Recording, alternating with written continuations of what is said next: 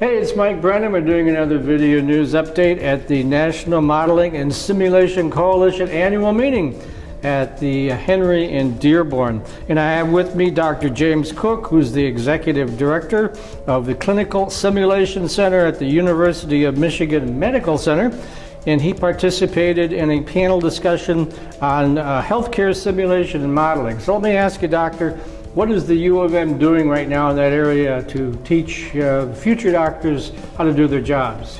We're very fortunate at the University of Michigan to be able to teach future physicians, but also practicing nurses, pharmacists, therapists of every sort throughout the health system in a collective simulation center and a simulation organization. When you step on board a plane, you assume your pilot has had tens if not hundreds of hours of simulation experience, but when you step in the ER, you have the same expectation. Now we're actually able to provide that experience. We have the technology to provide that experience and know how to expand it to the whole healthcare team. So you can now expect the same experience with your medical doctor and the medical team.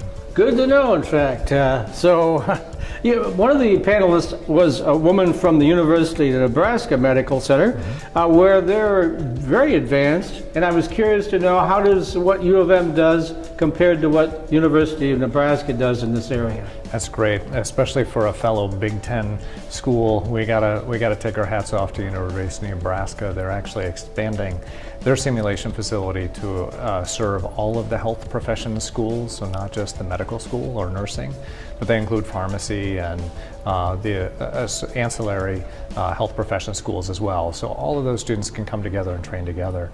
At Michigan, we have the medical school. I actually am part of more of the medical school simulation center, so we train the future surgeons, physicians, but also the healthcare team that's in practice in the hospital.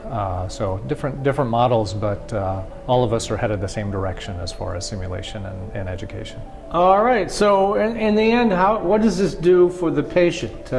Does this produce better doctors? This absolutely produces better doctors. You can imagine, what if your doctor has never practiced something before? Ooh. Of course you want that physician to have at least 10, 50, or 100 times they've practiced this procedure before, they've had this conversation before. So we want to provide that to all of our medical doctors. But we've actually taken that simulation concept out to the hospital. We can now take the simulators to a patient room, do simulations there so the team can work together. And through that model, we found that we can significantly reduce complications from procedures done in the hospital and actually significantly improve survival rates for folks, especially for severe illnesses like cardiac arrest.